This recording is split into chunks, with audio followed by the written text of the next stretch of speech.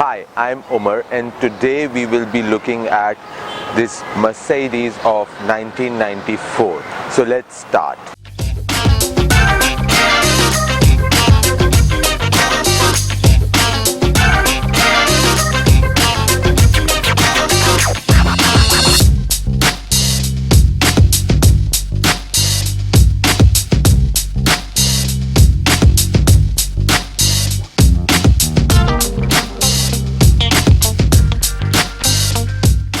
In the late 80s and early 90s, BMW's 3 Series entered, and that was a new segment of cars, and Mercedes did not have anything to compete with that segment. So in 93, this particular generation was launched. This was the first time a C Class was launched, and this car was the one that entered Mercedes into their modern and the newer era, meaning this car entered Mercedes into the new era. Previous to this one, Mercedes did not have these classes, but when this C Class came, the 230e became E Class with E230, the SEL became S Class, and so on and so forth. So this was the car that did two things for Mercedes.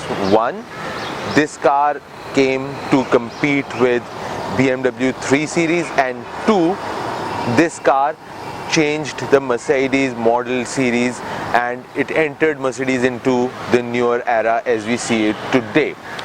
This car has aged because it is now 24-year-old, so this car has aged and there are certain things which are not perfect about this car.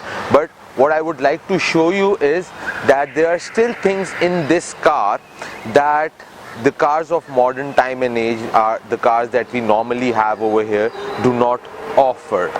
So as usual, first we will look at all the interesting features of this car and then we will take it for a road drive and see how it drives. Now on my iPad I have with me the VIN number decode of this particular Mercedes. This is something that I absolutely love about all the Mercedes. They have a VIN number, which is a vehicle identification number. Most of the European and American cars have it. This is the same as a chassis number. What you can get from a VIN number of a Mercedes, there is no end to it. Let me just give you a couple of things that you can check from a VIN number. You can see the order number of the car. You can see the production date and the delivery date of the car. You can see what region and which plant this car was made in. See, Mercedes has their assembly plants all over the world. So which particular plant was this car made in? What market was this car made for? Was it a European market, an American, Asian, whichever? Then what kind of a transmission the car had, the color, the interior color, what were the options, which kind of a transmission was used, what kind of a spare tire was used, was it a mini tire or a regular tire. This is a good 3-page document that you get, and this is all the information that you can get about every Mercedes, be it an old one, a new one. You can get that information just from the VIN number. Mercedes. This is the key for this Mercedes. So this is the key that they used for a very long time. This is the same key that came in the 80s, all the Mercedes of that era. There's this small key and the ring is like this. Now there are a couple of interesting things in this car that I will show you after this. First of all, with the key, when you unlock the door locks open like slowly. They give you a very premium feel, which is not there. They don't open like tuck. They just open very nicely and slowly. They just slide up like something premium is happening, to give you a feel that the car is a premium car. The other thing that is really cool about this car is that when you put the key in and you unlock the car, you you can actually roll down the windows if you hold the key like this, and when you lock the car, the windows will go up like this. The looks, and you have these circles next to all four wheels, so you just put it underneath it like this.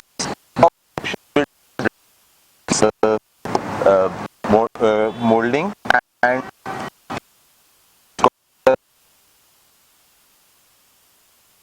this in order to raise the car, and it's extremely easy. I can just do it with one hand. Mercedes and luxury, that's how it is. See, the hood opens this much, and if you're working on the engine, you are fixing the car or something and you need to access more, there is a very interesting thing that is available in Mercedes. What you do is, there are latches on both sides. I've asked my friend Bilal to help me with this. So you just press this latch and take it up, so you can open the hood this much. This is like a complete 90-degree angle, and this way you can easily access the engine and work on it.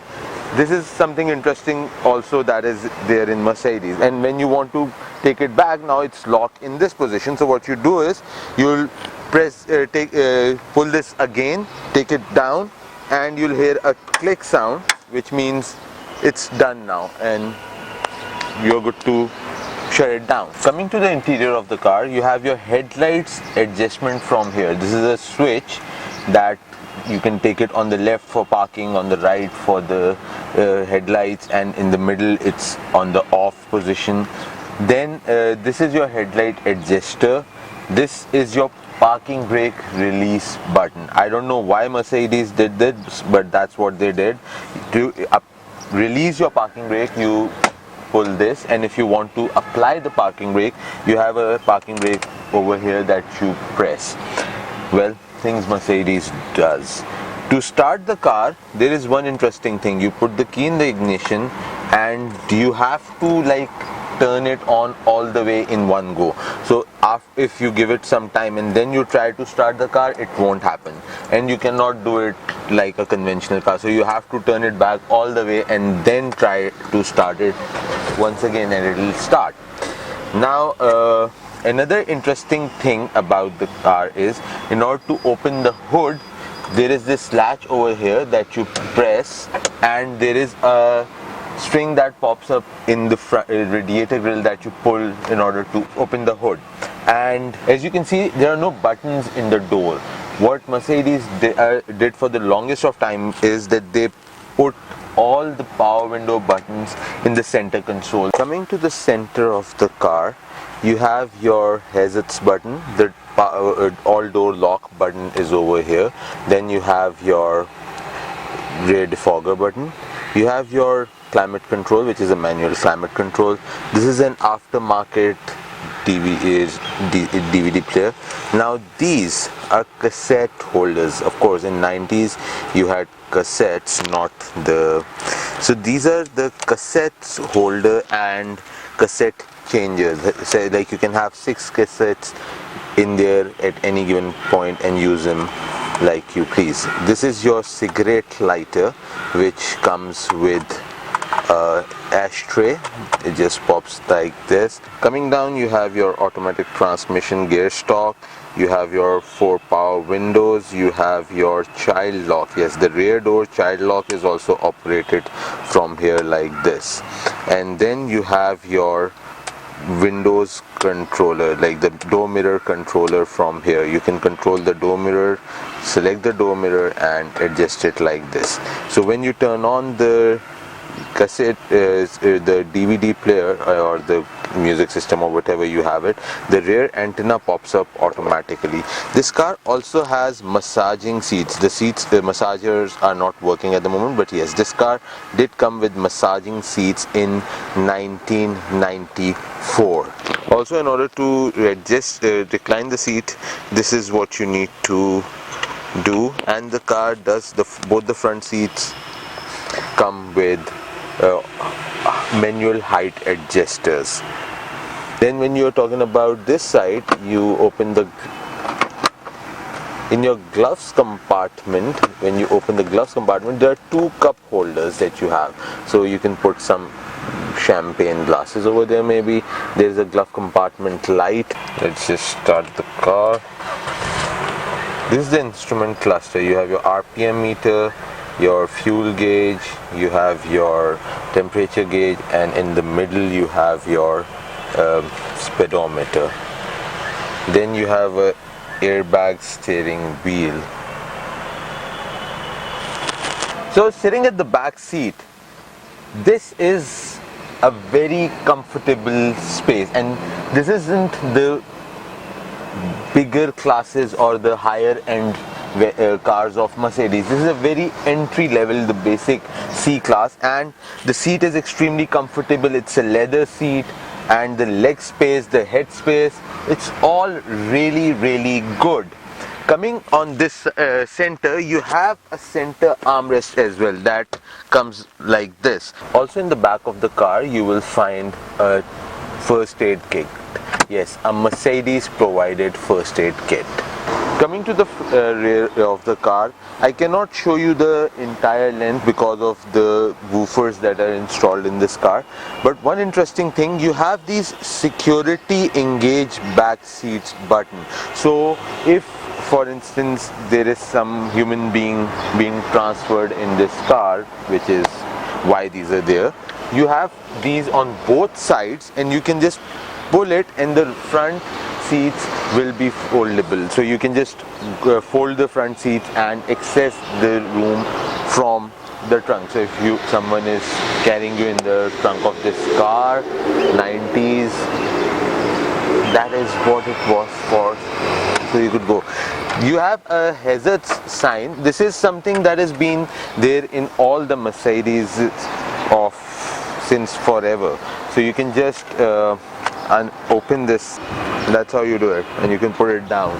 Also in the trunk you'll find your battery, your spare tire, and your jack. So these were all the interesting features of this Mercedes. Now let's take this car for a road drive.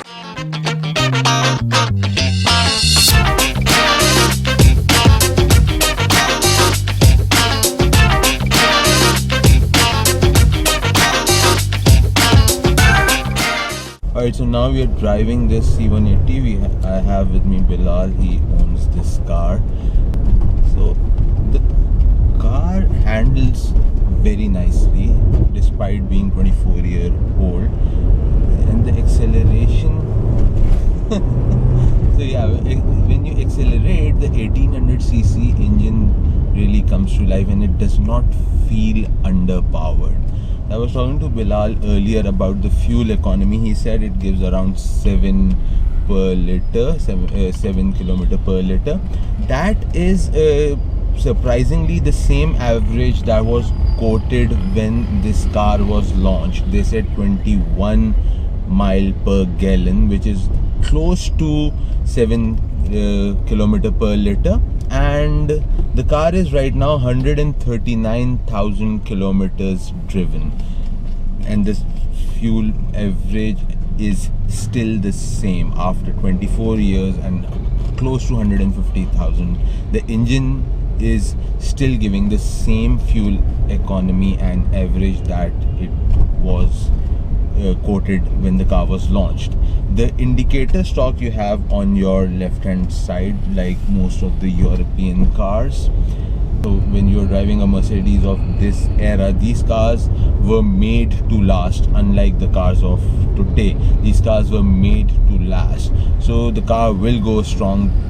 The common perception or the common saying is that these cars were over-engineered for their time, and that holds true for this particular car as well. The visibility is really good. I mean, I don't have any blind spots or anything of the sort. The power steering, it's really buttery smooth. There's the drive quality. I mean, these cars are known for their drive quality. When you're sitting in a car of this sort, you are not connected on the road. I mean, I'm loving the fact that wherever I need to accelerate, all I do is I just press the accelerator and the car goes like Yeah, But there's a really nifty little switch right here which turns it into sport mode. Yeah, the sports mode and the economy mode on the gear selector. So yeah. That makes the transmission just a little more responsive, keeps it in the lower gears for a little bit longer. And yes, the car has a manual sports mode selector. You can shift between economy mode and the sports mode. The handling is very sharp in this car. There is a little bit of body roll because the time that this car was made in, at that time the standards were different, the things were different. So yes, there is a little bit of body roll in this car, but when you are even at a speed you are trying to turn, the car does not leave its road, and you can hear the engine roar. Wow, it's good fun. And Bilal was telling me he is planning of upgrading to a newer model of the same bug, I would call it. Like, this is a bug. Once you are hit with it, you are hit with it for life. So Bilal is thinking of upgrading it to a newer model, and he's letting this car go, which is, if someone is looking for a car to have fun with and does not have a lot of money to spend on that kind of a car, yeah, this is something that should be considered. Other than the normal tuning and the normal oil change and everything, there aren't any mechanical issues or anything of the sort that needs to be done frequently. That's what Bilal is telling me.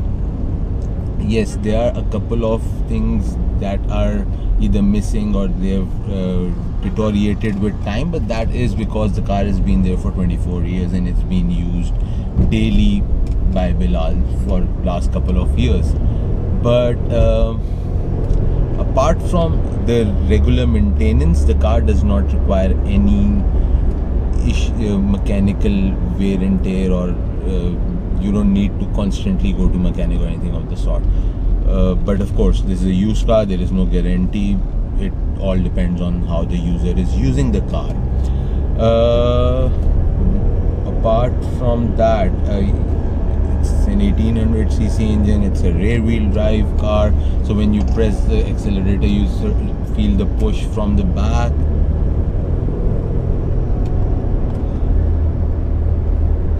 And I really like the fact that the road is a little bit bumpy, but in the car you're just, like you're going in the clouds, like a feeling. That was all about our review for this Mercedes C180. Please let us know in the comment section what you think about it. Please, if you'd like to subscribe to the channel, you can click here, and if you'd like to watch more videos, you can click here and over here. One more thing, this car is available for sale. This car is currently available for sale, and the link for that ad is given in the description. All these features, and this car costs less than a brand new Mehran. This is a good deal if you'd like to, after all these looking at all the features, if you're interested in buying this car, you can check the link given in the description. You can contact the owner directly and buy this car off. Till next time, bye.